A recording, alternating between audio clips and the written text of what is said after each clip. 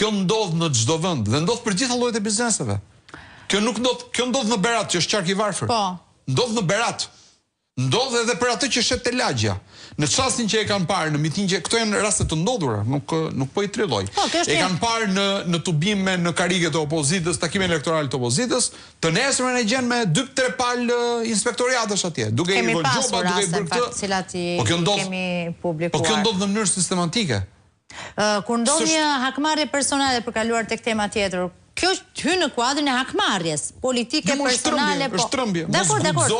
Mos guxo, je survejuar. Është koncepti i hakmarrjes, po them. Pse po e përmend pikërisht të term? Po njëjti koncept që është përdorur në rastin e Francesco Becchetti dhe biznesmenit Francesco Becchetti dhe këtu po flasim, këtu pastaj flasim për një vlerë dhe një kosto shumë të madhe që në fund do duhet ta paguajnë qytetarët shqiptar. Si për sa i përket gjobës në vetvete, vendimit, po kemi parasysh të gjithë kostot që ka marrë me vete tani arbitrazhi, i cili është në përfundim, madje gjykata e apelit ka dhënë një goditje duke refuzuar kërkesën, shteti shqiptar në këtë rast, duke refuzuar kërkesën për anulimin e vendimit të arbitrazhit ndërkombëtar, pra Shqipëria do duhet të paguajë investitorit në dëm shpërblim 110 milionë euro, por nëse shtojmë pastaj të gjitha shpenzimet e tjera, shkon disa fish më shumë. Tani gjithë opinioni publik e di që ne kemi humbur këtë pikërisht për shkak të ndërhyrjes personale të Edi Ramës për të shkatruar një media që nuk ishte dakord me të.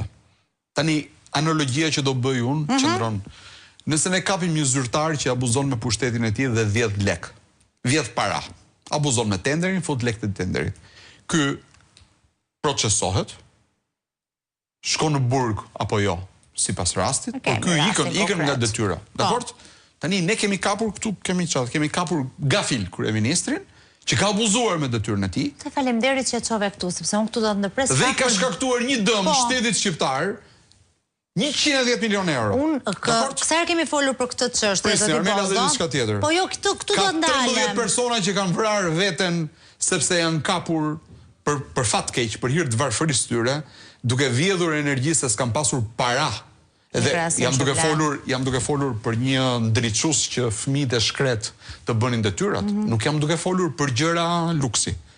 13 persona kanë vrarë veten në këtë vend me aksionin e famshëm të ligjshmërisë.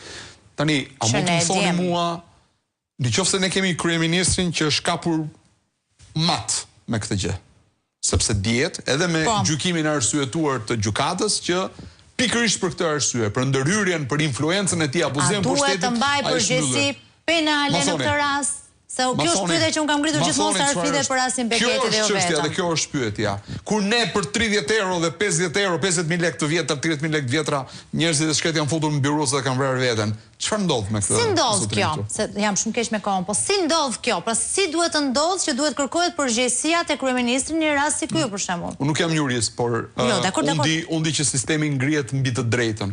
Dhe drejta të thotë që nëse ti abuzon me pushtetin dhe krijon dëm të madhshëm në këtë rast, që është dhe më keq akoma, ti mban përgjegjësi. Kjo nuk mund t'i ki kështu, sikur s'ka ndodhur absolutisht atë, se po japim 110 milionë ne këtu. Kjo është, nuk e di, është fatkeqësi.